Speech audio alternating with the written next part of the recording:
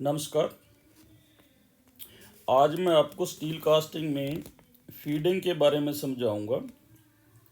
Feeding हमें इसलिए करनी पड़ती है क्योंकि जब लिक्विड मेटल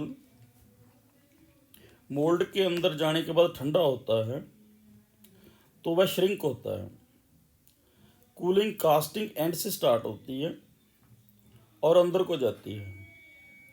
अगर हम स्टील कास्टिंग में फीडर नहीं देते तो कास्टिंग दिखने में तो साउंड दिख सकती है मगर अंदर से वो खोखली हो जाती है।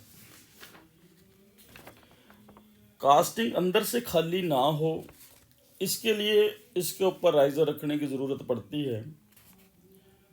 राइज़र दो प्रकार के होते हैं, एक टॉप राइज़र होता है और एक साइड राइज़र होता है। जैसे आप अभी जो पिक्चर आप देख रहे हैं इसमें दिखाया गया है टॉप राइज़र कैसा होता है और साइड राइज़र कैसा होता है। तो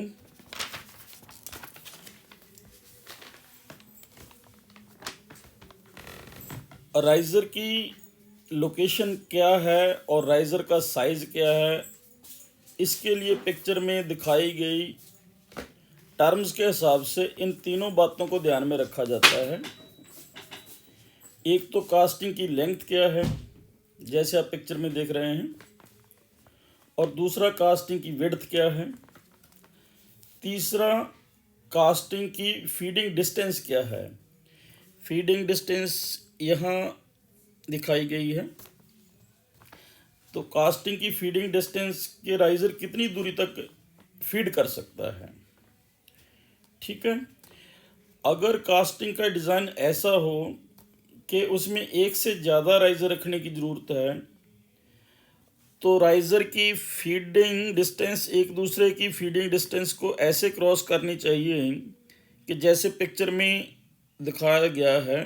आप फिगर नंबर 4 को इसको देख सकते हैं, जिसमें आप देख रहे हैं कि दो राइज़र हैं, उनका फीडिंग डिस्टेंस दिखाया गया है और वो एक दूसरे को क्रॉस करते दिखते हैं।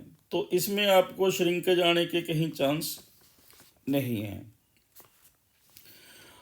राइज़र फीडिंग कैसे करता है ये अब इस पिक्चर में देखेंगे। पिक्चर नंबर आप फिगर नंबर 5 देख सकते हैं। इस पिक्चर में आप देख सकते हैं कि डायरेक्शनल सॉलिडिफिकेशन कास्टिंग एंड से स्टार्ट होती है और राइज़र की तरफ बढ़ती चली जाती है।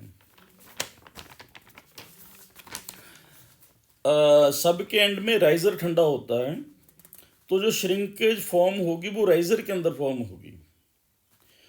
आपकी कास्टिंग जो है वो साउंड बनेगी। राइज़र की फीड करने की अपनी एक जोन होती है।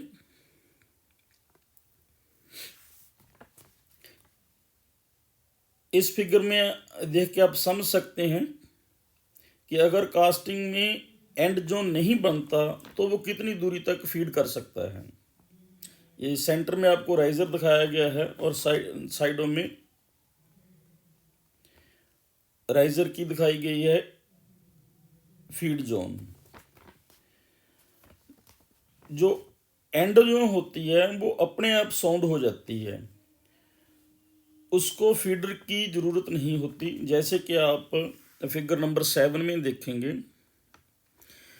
तो जो मोल्ड का एंड है या कास्टिंग का एंड है वो अपने आप साउंड होता है। जो एंड जोन दिखाया हुआ कि एंड जोन लेंथ जितनी है वो कास्टिंग अपने आप ठंडी होगी और अपने आप साउंड हो जाएगी। उसके लिए आपको कोई राइज़र देने की ज़रूरत नहीं पड़ती, क्योंकि कास्टिंग आमतौर पर सीधी नहीं होती है, उसके डिज़ाइन बड़े कॉम्प्लिकेटेड होते हैं। इसलिए फीडर डिज़ाइन करने से पहले कास्टिंग को सिंपल शेप में डिवाइड किया जाता है, जैसा कि आप फिगर नंबर 8 में देख सकते हैं। ये देखिए, इसमें आप एक सिलेंडर देख रहे हैं जिसको सीधा करके एक प्लेट बना दी गई है। ये वाला सिलेंडर है और ये वाली प्लेट है, तो उसको प्लेट सीधा करके एक प्लेट बनाई गई है। और फिगर नंबर 9 में एक गियर की कास्टिंग शो की हुई है। तो उसको तोड़ के अलग अलग हिस्सों में बांटा गया है।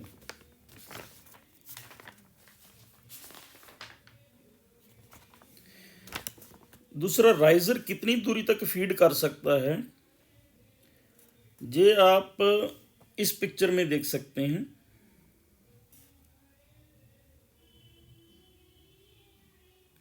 ये फिगर नंबर 11 है। इसमें आप देख सकते हैं कि राइजर जो फीड करता है कितनी दूरी तक फीड करता है।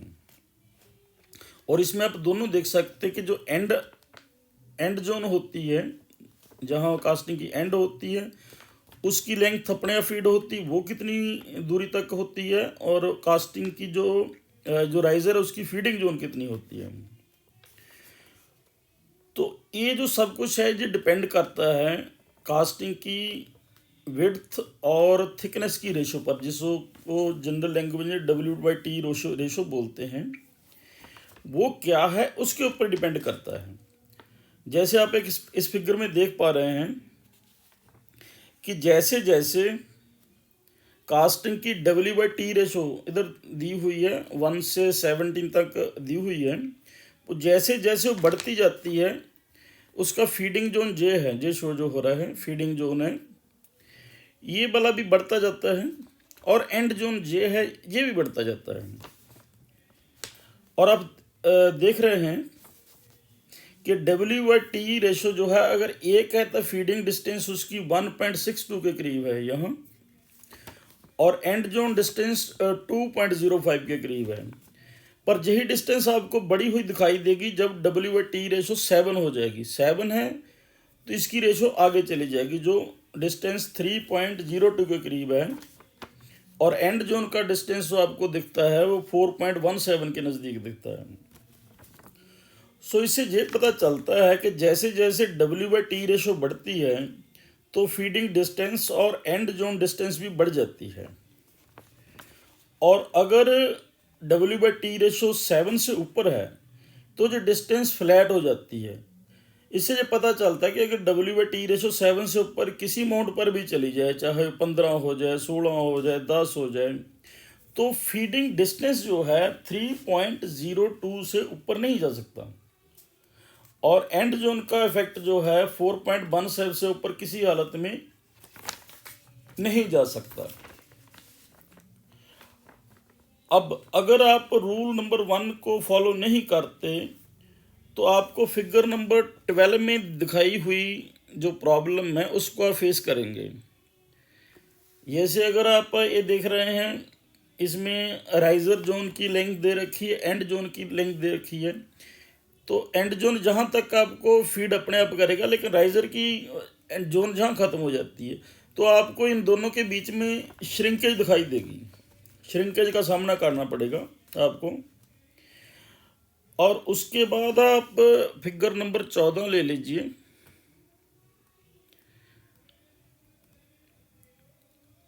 फिगर नंबर 14 में उसमें भी आप देख सकते हैं कि अगर आप रूल स्ट्रिक्टली फॉलो नहीं करते, श्रिंकेज फॉर्मेशन कहाँ फॉर्म होती है। इसमें दो राइजर का दिखाया गया कि दो राइजर का जहाँ राइजर का जोन लेंथ ख़त्म होता है, अगर वो आप उसको क्रॉस नहीं करते तो उसमें श्रिंकेज आपको दिखेगी।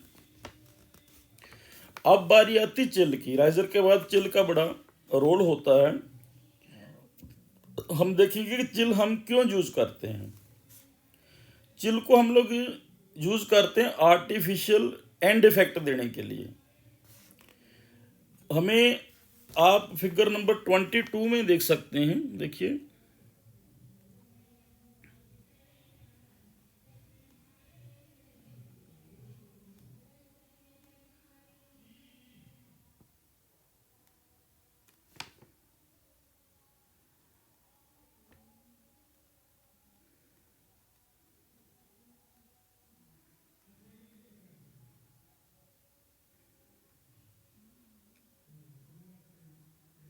हाँ, ये फिगर है। अब देखिए इसमें दो राइजर दिखाए हुए हैं और बीच में एक ड्रैग चिल दिखाया हुआ है जो बॉटम में चिल लगेगा।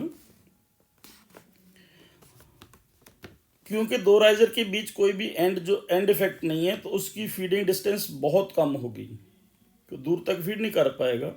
पर जब हम दो राइज़र के बीच में चिल रख देते हैं तो फीडर की जो फीडिंग डिस्टेंस है और चिल का चिलिंग इफेक्ट है, उससे उस राइज़र को फीड काफ़ी दूर तक किया जा सकता है।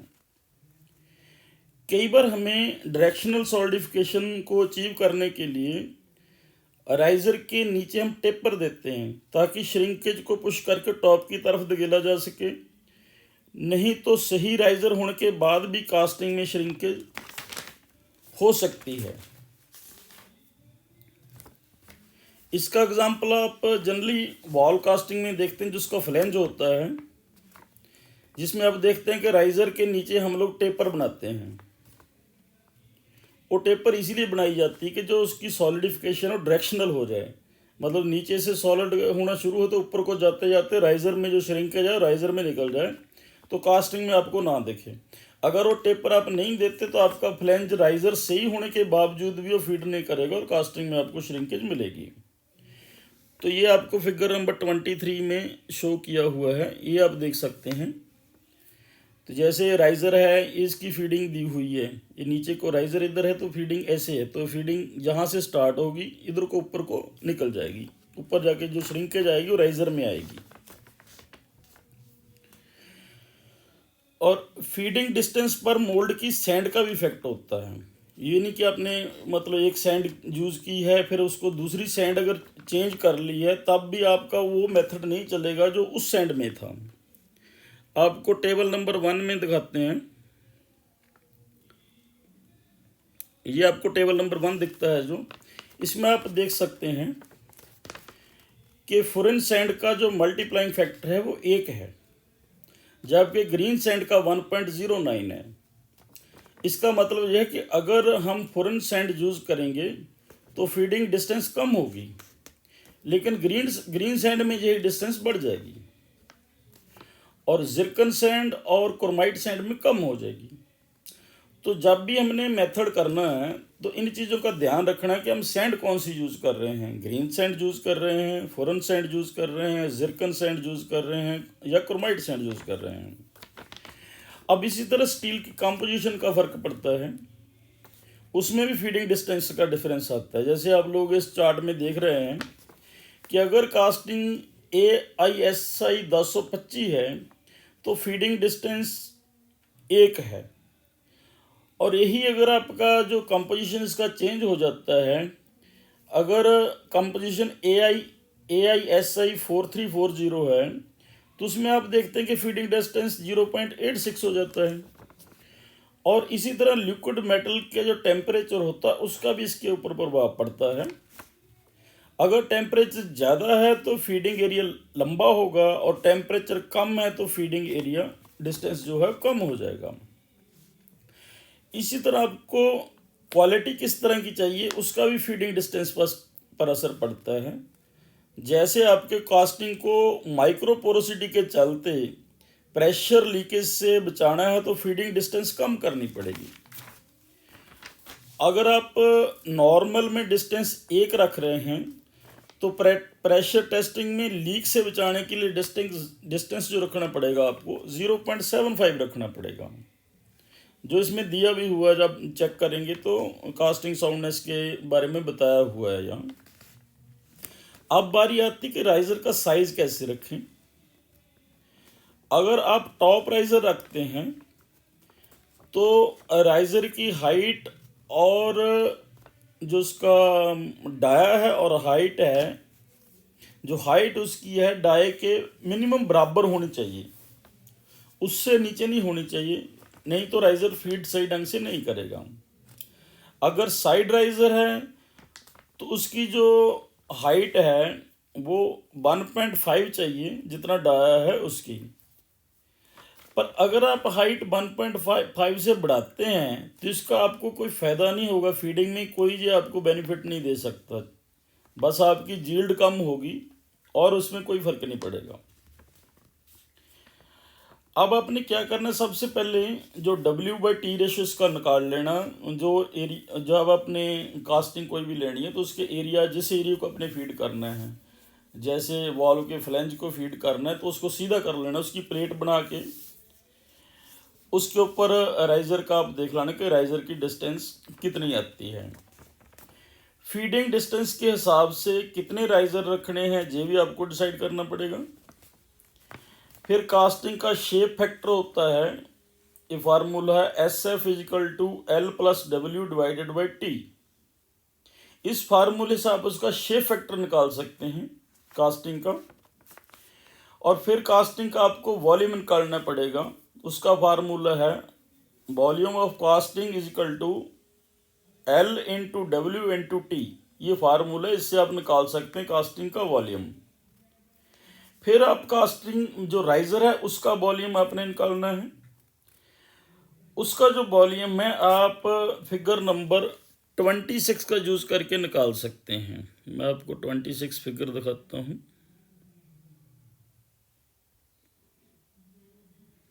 ये फिगर नंबर 26 है।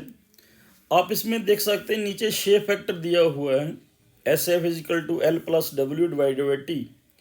अब शेप का जो फैक्टर है उसी हिसाब से इसका राइजर का वॉल्यूम आएगा, उसको आप निकाल सकते हैं। इसमें दिया हुआ है कितना कितना शेप फैक्टर है, तो उसमें क्या आप रेशो लगाओगे तो आपका राइजर का साइज निकल आता है, वॉल्यूम निकल आएगा।